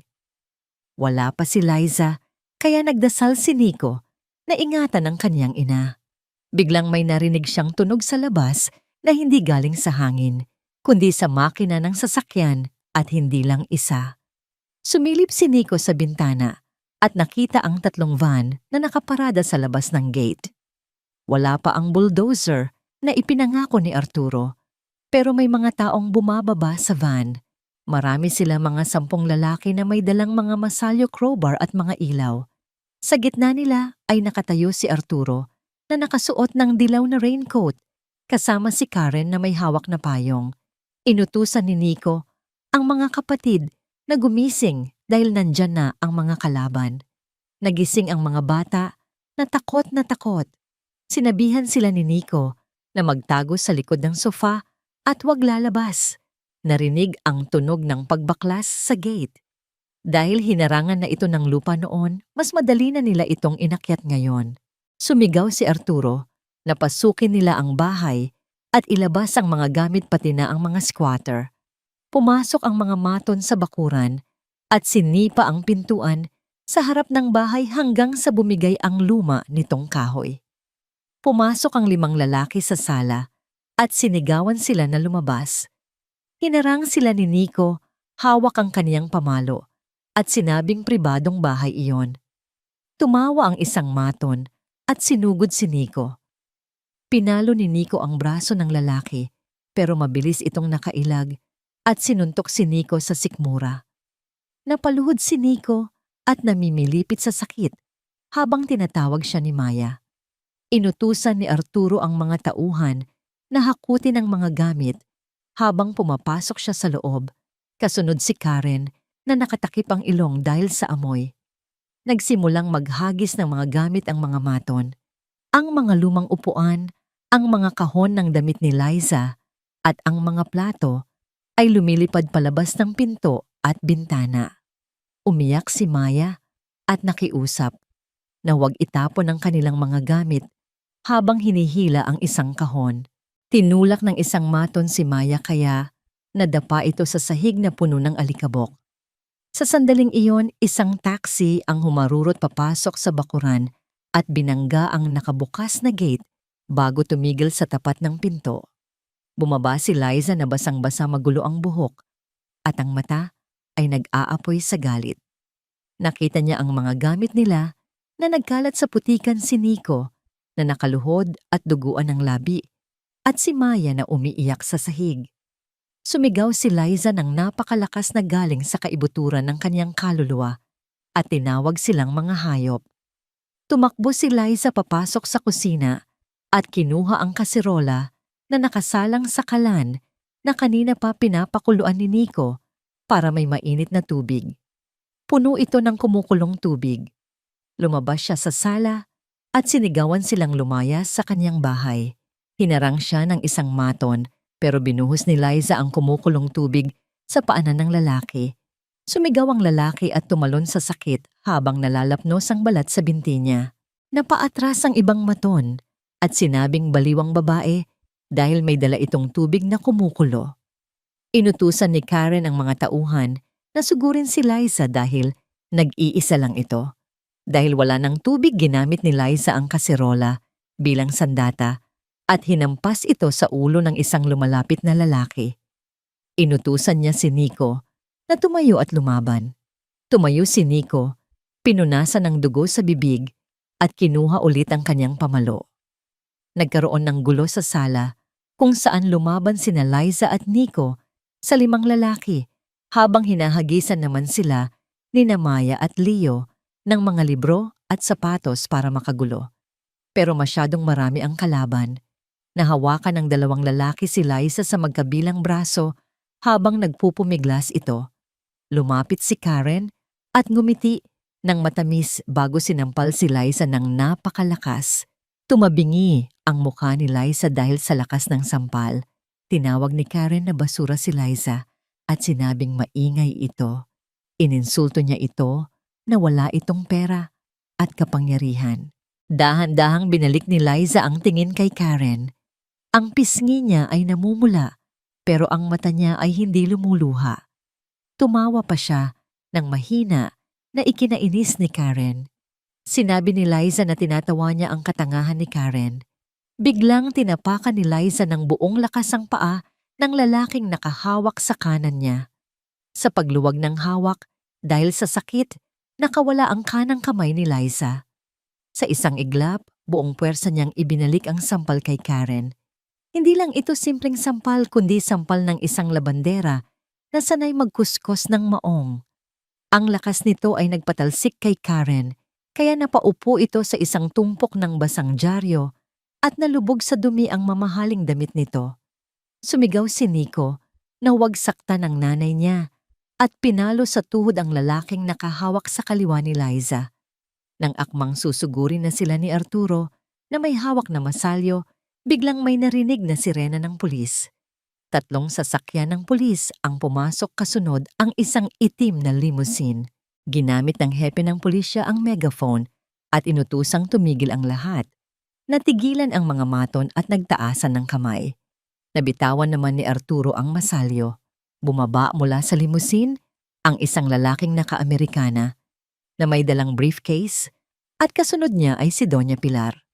Gulat na nagtanong si Arturo kung anong ginagawa ng kaniyang tita doon. Sinaway siya ni Doña Pilar at sinabing si Arturo ang nanggugulo.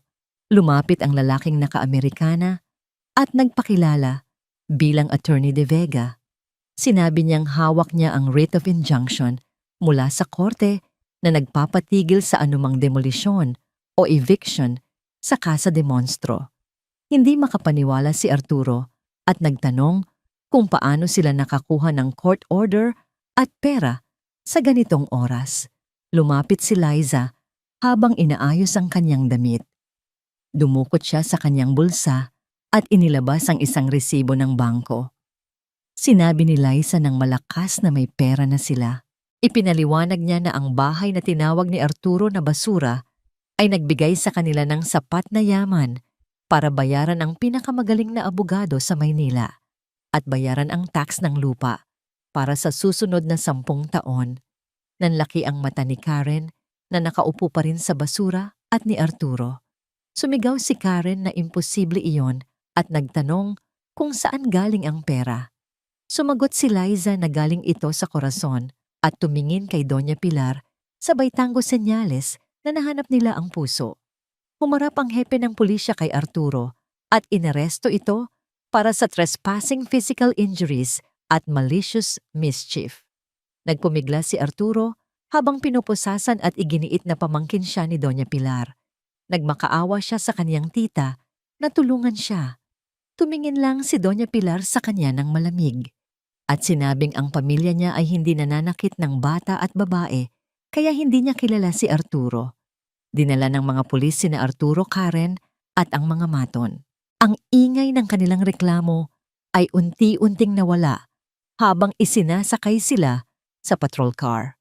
Naiwan si Liza, si Nico at ang mga bata sa gitna ng sala na magulo pero ligtas. Lumapit si Doña Pilar kay Liza at nakita ang pasa sa pisngi nito. Tinanong niya kung nasaktan ba si Liza. Hinawakan ni Liza ang pisngi niya pero ngumiti siya at sinabing maliit na bagay lang yon. Ang mahalaga ay kanila pa rin ang bahay. Niyakap ni Nico ang nanay niya at sinabing ang galing nito at ang lakas ng sampal nito kay Karen. Tumawa si Liza at sa unang pagkakataon, sa loob ng mahabang panahon, ang tawa niya ay puno ng gaan at pag-asa. Ang Casa de Monstro ay nakatagilid pa rin, pero para kay Liza ito na ang pinakamatatag na lugar sa mundo. 1 taon ang lumipas at ang San Isidro ay nagbago. Pero walang mas malaki ang ipinagbago kaysa sa Casa de Monstro. Hindi na ito tinatawag na bahay ng basura, o bahay ng halimaw. Ngayon, kilala na ito bilang Casa Museo de Gustavo. Ang bahay ay nakatagilid pa rin isang desisyon ni Liza na panatilihin ang karakter nito, bagamat pinalagyan na ito ng matitibay na structural support sa ilalim para maging ligtas. Ang mga dingding ay pininturahan ng kulay cream, ang bubong ay pinalitan ng pulang tisa, at ang dating bakuran na puno ng basura ay isa ng malawak na hardin ng mga sunflower at bougainvillea. Ngayong araw ay espesyal dahil ito ang grand opening ng museo at housewarming party ni Liza. Sa loob ng bahay ang silid ng alaala ay binuksan na sa publiko sa limitadong oras. Ang mga printing press, ang mga vinyl at ang mga lumang dokumento ay nakadisplay ng maayos sa mga glass case na may aircon. Ang pera mula sa pagbebenta ng rough diamond na naibenta sa halagang 5 milyong piso ay ginamit ni Liza ng matalino. Kalahati ay para sa renovation at negosyo, at kalahati para sa edukasyon ng mga anak. Si Nico na ngayon ay nasa kolehiyo na at kumukuha ng history, ang nagsisilbing tour guide. Ipinaliwanag ni Nico sa grupo ng mga turista na ang bahay ay simbolo ng isang taong hindi naintindihan ng kanyang panahon. Sinabi niyang si Gustavo Mendoza ay hindi baliw kundi isang preservationist at ang kanyang nanay na si Liza ang nagtuloy ng misyon nito. Sa kusina, abala si Liza. Hindi siya nagbago. Kahit may pera na siya pa rin ang nagluluto ng kare-kare at lechon kawali para sa mga bisita. Wala siyang suot na alahas at simple lang ang kanyang bestida, pero ang kanyang mukha ay maaliwalas at puno ng kumpiyansa. Ibinalita ni Maya na ngayon ay malusog na at nakasuot ng magandang damit na marami ng tao sa labas kabilang na ang mayor at si Doña Pilar. Lumabas si Liza para salubungin ang Doña. Si Doña Pilar ay nakaupo sa kanyang wheelchair pero mukha itong masigla. Ang kanyang mga mata ay nagniningning habang pinagmamasdan ang bahay ng kanyang kapatid na muling nabuhay. Sinabi ni Doña Pilar na hindi niya akalaing magiging ganito kaganda ang lugar at siguro ay iiyak sa tuwa si Gustavo kung buhay pa ito. Sumagot si Liza sabay halik sa pisngi ng matanda na ang Doña ang may gawa nito dahil binigyan sila ng pagkakataon. Ngumiti si Doña Pilar at sinabing binigyan lang niya ng susi si Liza pero si Liza ang nagbukas ng pinto. Habang nagkakasiyahan ang lahat kumakain at tumutugtog ang musika, napatingin si Liza sa labas ng gate. Sa kabilang kalsada, may mga nagwawalis na nakauniforme ng orange mga community service workers na may kasong minor offense o naghihintay ng sentensya na pinagtatrabaho ng munisipyo. Sa gitna nila ay may isang pamilyar na mukha. Si Arturo. Payat na ito ngayon, sunog ang balat sa araw at mukhang pagod na pagod. Matapos makulong ng ilang buwan at maubos ang pera sa piyansa at abogado dahil tinanggalan siya ng mana ni Doña Pilar, napilitan siyang magtrabaho para mabuhay. Si Karen naman ay iniwan na siya at bumalik sa mga magulang nito sa probinsya. Nakita ni Arturo ang kasiyahan sa loob ng kasa. Nakita niya ang mga pagkain ng mga ilaw at ang mga taong pumapalakpak kay Nico. At nakita niya si Liza, ang babaeng tinawag niyang basura, na nakatayo sa gitna ng tagumpay katabi ang Donya. Nagkatitigan sila ni Liza. Inasahan ni Arturo na ngingisihan siya ni Liza o kaya ay duduraan dahil iyon ang gagawin niya kung siya ang nasa pwesto nito. Pero hindi. Tumingin lang si Liza sa kanya ng diretsyo. Walang galit at walang pang-iinsulto, tanging awa lamang. At pagkatapos, isang simpleng pagtango ang ibinigay ni Liza bago ito tumalikod at pumasok sa loob ng gate. Isinarado ng gwardya ang gate ng kasa.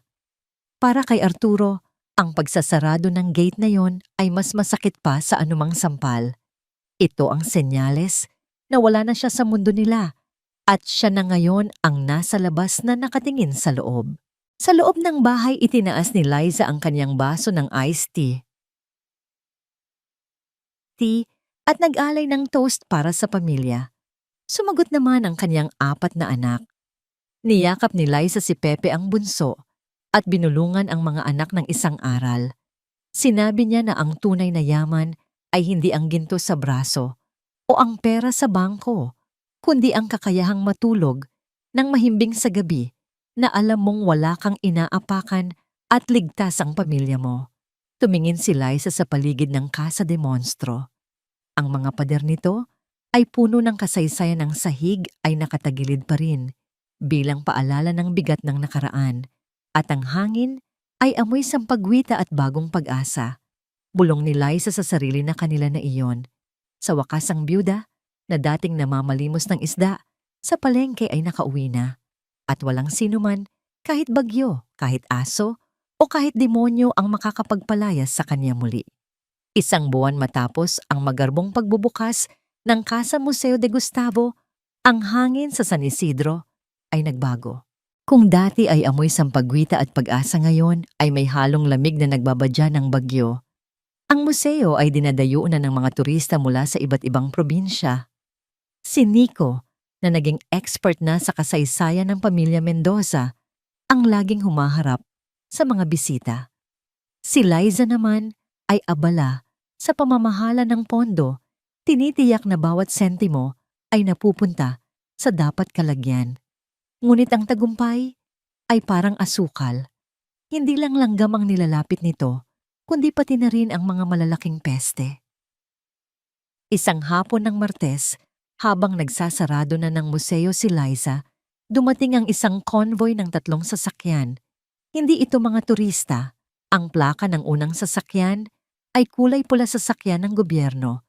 Bumaba si Mayor Villalobos, ang alkalde ng San Isidro. Siya ay isang lalaking may malaking tiyan, laging nakangiti, pero hindi umaabot sa mata ang saya, at laging amoy mamahaling tabako. Kasama niya ang hepe ng pulisya na bagong talaga matapos sibakin ng luma dahil sa insidente ni Arturo, at isang lalaking naka-Amerikana na may dalang briefcase. Sinalubong sila ni Liza sa hardin. Binati niya ang mayor ng may paggalang kahit na nararamdaman niya ang pagtindig ng balahibo sa kaniyang batok. Tinanong niya kung anong maipaglilingkod niya. Ngumiti si Mayor Villalobos at sinabing napadaan lang sila para kamustahin ang pinakamagandang atraksyon ng kanilang bayan. Pinuri niya ang ginawa ni Liza sa lugar na mula sa basurahan ay naging ginto. Pero mabilis na nagbago ang tono ng usapan.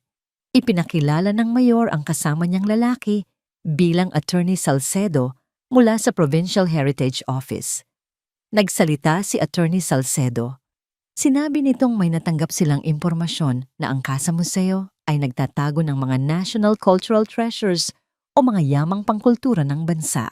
Ayon sa batas, ang mga ganitong bagay ay hindi dapat nasa kamay ng pribadong individual, lalo na kung walang sapat na seguridad at pasilidad para ingatan ito. Napakunot ang noo ni Liza. Sinabi niyang maayos ang kanilang seguridad at may mga CCTV at gwardya sila. Iginiit niyang pribadong pag-aari ni Doña Pilar ang mga ito na ipinamana sa kanya ng legal. Umiling ang mayor at lumapit kay Liza na para bang isang amang nagpapayo sa anak. Sinabi niyang naiintindihan niya si Liza, pero ang kaligtasan ng mga artifacts ang prioridad ng gobyerno. Binanggit niya na may mga bali-balita na may mga black market buyers na umaaligid. Iminungkahi ng mayor na ilipat ang pamamahala ng koleksyon sa munisipyo. Sila raw ang mag-iingat nito sa City Museum. Bilang kapalit, bibigyan daw si Liza ng posisyon bilang honorary consultant na may maliit na sweldo, pero ang pagmamay-ari at kita ay mapupunta na sa gobyerno. Nanlamig si Liza. Alam niya ang ibig sabihin nito. Kukumpiskahin nila ang lahat. Ang pinaghirapan ni Gustavo ang regalo ni Doña Pilar at ang kinabukasan ng kaniyang mga anak ay aagawin sa legal na paraan. Tumanggi si Liza ng maayos. Sinabi niyang hindi niya maibibigay ang pamana ni Gustavo dahil nangako siya na iingatan ito sa kasa. Nawala ang naraang ngiti ni Mayor Villalobos. Tinanong ng mayor kung sigurado ba si Liza sa desisyon nito. Ipinaalala niya na bilang alkalde marami siyang pwedeng gawin. Pwede siya nang magpadala ng fire inspector bukas para tignan kung pasado sa fire code ang lumang bahay. Pwede siyang magpadala ng BIR para i-audit ang kinita ni Liza. O pwede niyang ipasara ang museo dahil sa kakulangan ng permit na siya lang ang pwedeng pumirma. Bago umalis, lumapit ang mayor sa tenga ni Liza at bumulong. Sinabi niyang narinig niya mula sa isang kaibigan na naglilinis ng kalsada si Arturo na marami pang hindi na ilalabas na yaman sa bahay. Nagbanta siya na huwag sanang maging madamot si Liza dahil ang damot ay nakamamatay. Umalis ang convoy, nag-iiwan ng alikabok at takot. Kinabukasan nagsimula ang panggigipit. Dumating ang mga bumbero at sinabing fire hazard ang mga librong luma, kaya dapat ipasara ang museo hanggat hindi inaalis ang mga ito. Dumating ang mga taga-munisipyo at hiningian si Liza ng kung ano-anong permit na hindi naman kailangan noon. Desperada pumunta si Liza sa Hacienda del Fuego para humingi ng tulong kay Doña Pilar. Ito lang ang kilala niyang may kapangyarihan na kayang tumapat sa mayor. Ngunit sinalubong siya ng masamang balita. Sinabi ng mayordoma na isinugod sa ospital si Doña Pilar noong nakaraang gabi dahil sa mild stroke. Kasalukuyan itong nasa ICU at bawal tumanggap ng bisita. Wala nang ibang kamag-anak na pwedeng lapitan. Napaupo si Liza sa hagdan ng mansyon. Siya ay nag-iisa. Ang kaniyang mentor, ang kaniyang protektor ay wala na. Ang pera niya ay unti-unting nauubos sa pagbabayad ng mga abogado para sagutin ang mga demanda ng munisipyo. Bumalik si Liza sa Casa Museo ng gabi na. Nakita niya si Nico sa sala na papaligiran ng mga lumang dokumento ni Gustavo. Ang binata ay mukhang balisa at takot. Tinanong ni Liza kung anong problema. Ipinakita ni Nico ang isang itim na kwaderno na gawa sa balat. Sinabi niyang nahanap niya ito sa ilalim ng pinakailalim na rungbakal, nakatago sa loob ng isang false bottom o sekretong lagayan. Kinuha ni Liza ang kwaderno. Ito ay ang personal na journal ni Gustavo Mendoza. Binasa ni Liza ang huling pahina na may petsang 1985. Sa kaniyang pagsusulat, isiniwalat ni Gustavo na hindi siya nagtatago dahil sa pagiging hoarder. Nagtatago siya dahil sa takot. Natuklasan niya ang lihim ng pamilya Villalobos, ang lolo ng kasalukuyang mayor. Noong panahon ng ikalawang digmaang pandaigdig ay hindi isang bayani, gaya ng nakasulat sa mga libro. Siya ay isang collaborator o kasabwat ng mga Hapon. Ibinenta nito ang mga lupain ng mga magsasaka sa San Isidro kapalit ng ginto at proteksyon. At ang mga ebidensya, ang mga orihinal na titulo ng lupa na ninakaw ang mga sulat ng pakikipagsabwatan ay nasa loob ng kasa. Nanlaki ang mata ni Liza. Sinabi ni Nico na ang mayor ngayon ay nakaupo sa pwesto dahil sa yaman at pangalan ng kaniyang lolo. Kung malalaman ng bayan na ang kanilang bayani ay isang traidor at magnanakaw, na ang yaman ng mga Villalobos ay galing sa dugo ng mga taga San Isidro, matatapos ang karera ng mayor, makukulong siya at ang kanyang pamilya. Biglang may kumatok ng malakas sa pinto. Sumilip si Liza sa bintana. Nasa labas ang mga pulis at may hawak silang search warrant. Kasama nila si Mayor Villalobos na mukhang hindi na makapaghihintay. Sinigawan sila ng mayor na buksan ang pinto. Sinabi niyang may impormasyon sila na may itinatagong ilegal na kontrabando sa loob. Tumingin si Liza kay Nico at pagkatapos ay sa itim na kwaderno. Naintindihan na niya ngayon. Si Gustavo ay hindi lang nag-iwan ng yaman. Nag-iwan siya ng sandata. Isang sandata na kayang pabagsakin ang pinakamakapangyarihang tao sa bayan. Pero ang paggamit nito ay mapanganib. Kung ilalabas nila ito, pwede silang patayin bago pa makarating sa media. Kung ibibigay naman nila ito, mawawalan sila ng proteksyon. Huminga ng malalim si Liza. Ang takot sa kanyang dibdib ay napalitan ng lamig ng isang general na humaharap sa digmaan. Inutusan niya si Nico na itago ang kwaderno sa kanyang bag at dumaan sa likod bahay papunta sa lumang tangke ng tubig. Sinabihan niya itong Huwag lalabas hanggat hindi siya tinatawag. Binuksan ni Liza ang pinto. Hinarap niya ang mayor at ang mga pulis nang walang takot. Tinanong niya ang mayor kung ano ang hinahanap nito. Pumasok ang mayor nang walang paalam ang kanyang mga mata ay gutom na gutom. Sinabi niyang hinahanap niya ang katotohanan. Ngumiti si Liza ng mapait. Sinabi niyang ibibigay niya ang katotohanan pero sa paraang hindi inaasahan ng mayor. Sinimulan ni Liza ang laro. Isang laro kung saan ang taya ay hindi lang bahay kundi ang kanilang buhay. Sa loob ng sala ng Casa Museo ang hangin ay mabigat at puno ng tensyon. Ang mga pulis ay nagsisimulang maghalungkat sa mga estante, binubuksan ang mga drawer at ibinabagsak ang mga libro sa sahig. Si Mayor Villalobos ay nakatayo sa gitna pinapanood ang lahat. Nang may ngisi ng tagumpay sa kaniyang labi. Nakatayo si Liza sa harap ng pinto ng silid ng alaala. Hinaharangan ito gamit ang kanyang katawan. Kalmado siya, pero ang kanyang puso ay tumitibok ng mabilis. Alam niyang nasa kamay ni Nico ang black dossier, ang itim na kwaderno, at mga ebidensya sa labas ng bahay. Nilapitan siya ng mayor at sinabing huwag nang magmatigas si Liza. Sinabi nitong alam niyang may itinatago pa ito bukod sa mga nakadisplay. Inalok niya si Liza na kung isusuko nito ang lahat ng kusa, baka sakaling hindi niya ipakulong ang mga anak nito. Tumingin si Liza sa mayor ng diretso sa mata. Sa sandaling iyon, hindi siya isang biyuda o dating katulong. Siya ang tagapag-ingat ng Casa de Monstro.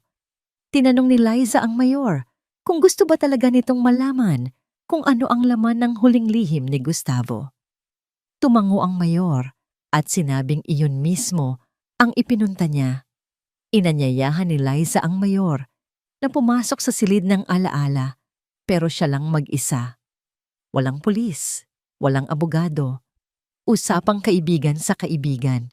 Nagduda ang mayor pero dahil sa kaniyang kayabangan at paniniwalang walang magagawa ang isang babae laban bamuwi laban sa kanya, pumayag ito.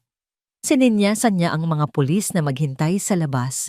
Pumasok sila sa silid. Isinara ni Liza ang pinto. Ang amoy ng lumang papel at kasaysayan ay bumalot sa kanila. Umupo si Liza sa silyang gawa sa nara sa harap ng mesa ni Gustavo. Inalok niya ang mayor na maupo sa kabila. Madiing sinabi ng mayor na wala siyang panahon para sa tsaa at inutos na ibigay na ni Liza ang inventory list ng mga nakatagong yaman. Sa halip na sumagot, naglabas si Liza ng isang piraso ng papel mula sa kaniyang bulsa.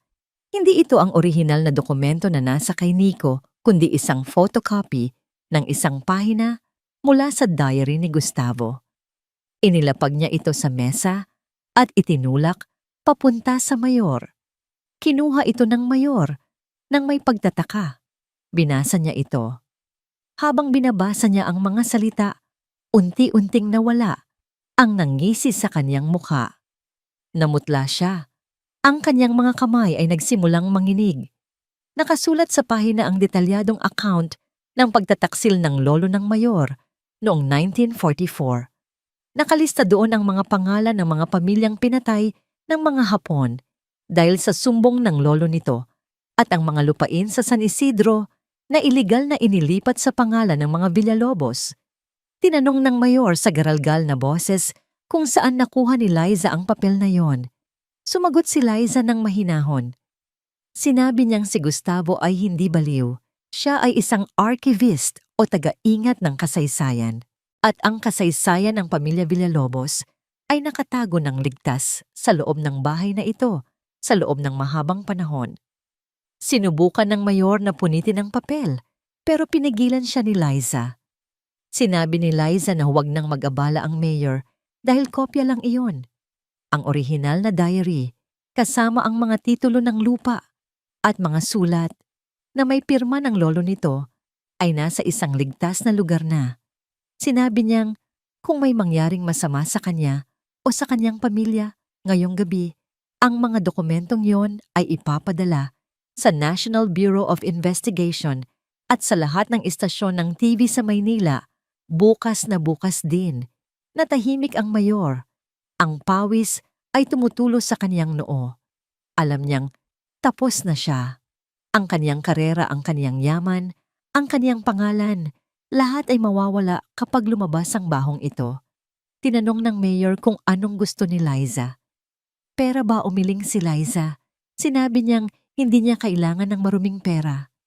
Inilatag ni Liza ang kaniyang mga kondisyon.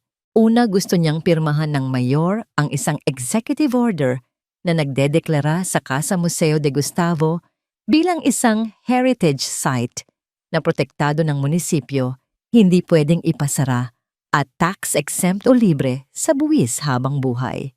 Pangalawa, gusto niyang umalis ang mga pulis at mga inspektor ngayon din at huwag nang babalik para manggulo. At pangatlo, si Arturo. Gusto niyang palayasin si Arturo sa San Isidro. Sinabi ni Liza na alam niyang si Arturo ang nagpapakalat ng tsismis. Gusto niyang mawala ito sa paningin niya. Tinitigan ng mayor si Liza. Nakita niya na ang babaeng nasa harap niya ay hindi isang simpleng byuda. Siya ay naging isang manlalaro sa laro ng kapangyarihan at siya ay nanalo. Walang nagawa ang mayor kundi tumango. Kinuha niya ang papel at ballpen na iniabot ni Liza at isinulat ang kasunduan. Nang gabing iyon, umalis ang mga pulis. Umalis ang mayor na nakayuko bit-bit ang bigat ng kaniyang sikreto. Lumabas si Nico mula sa pinagtataguan niya sa tangke ng tubig. Yakap-yakap ang itim na kwaderno. Niyakap siya ni Liza ng mahigpit. Umiyak si Nico sa takot, pero si Liza ay hindi lumuha. Kinabukasan isang balita ang gumimbal sa San Isidro. Si Arturo ay bigla ang lumayas ng bayan. Sinasabing may trabaho sa malayong probinsya, pero ang totoo ay tinakot siya ng mayor na aarestopin sa mga gawa-gawang kaso kapag hindi siya umalis. Isang linggo ang lumipas. Si Doña Pilar ay nakalabas na ng ospital, bagamat mahina pa rin ang katawan. Dinalaw siya ni Liza sa mansyon. Ibinigay ni Liza kay Doña Pilar ang itim na kwaderno ni Gustavo. Binasa ito ng matanda at napaluha. Sinabi niyang matagal na niyang hinala na may alam ang kaniyang kapatid, pero hindi niya akalain na ganito kabigat ang dalahin nito. Pinasalamatan niya si Liza sa paglilinis ng pangalan ni Gustavo at sa pagprotekta sa kanilang pamilya mula sa gulo. Ibinigay ni Doña Pilar ang kwaderno pabalik kay Liza. Sinabi niyang sa kamay ni Liza ang sikretong ito ay mananatiling sandata para sa kabutihan. Naglakad si Liza pauwi sa Casa Museo. Ang araw ay palubog na nagbibigay ng kulay ginto sa lumang bahay na nakatagilid. Ang kaniyang 4 na anak ay naglalaro sa hardin. Si Maya at Leo ay naghahabulan sa mga sunflower. Si Pepe ay nagbabasa ng libro sa beranda. Si Nico ay nag-aaral. Tumigil si Liza sa gate. Hinawakan niya ang bakal na rehas na dati ay hinarangan ng lupa na dati ay sinubukan gibain ng mga maton. Ngayon, matibay na ito. Pumasok siya sa loob. Pumunta siya sa kanyang opisina at binuksan ang isang bagong vault na nakatago sa likod ng painting ni Amor Solo. Inilagay niya doon ang black dossier, ang itim na kwaderno ng mga kasalanan ng mga Villalobos. Isinara niya ang vault. Click! Lumapit si Liza sa bintana at tumingin sa bayan ng San Isidro. Dati, siya ay nasa ilalim tinatapakan minamaliit. Ngayon, siya ay nakatayo sa itaas, hindi dahil sa yaman, kundi dahil sa katotohanan. Naintindihan na niya ngayon kung bakit tinawag itong Casa de Monstro. Hindi dahil may halimaw sa loob, kundi dahil kailangan mong maging isang uri ng halimaw. Matapang mabangis at hindi natitinag para protektahan ang mga mahal mo sa mundong puno ng mga tunay na demonyo. Ngumiti si Liza. Ang gabi ay tahimik. Ang kanyang pamilya ay ligtas. At ang bahay na nakatagilid ay nakatayo pa rin saksi sa lahat ng bagyo na nagdaan at sa mga bagyo pang darating.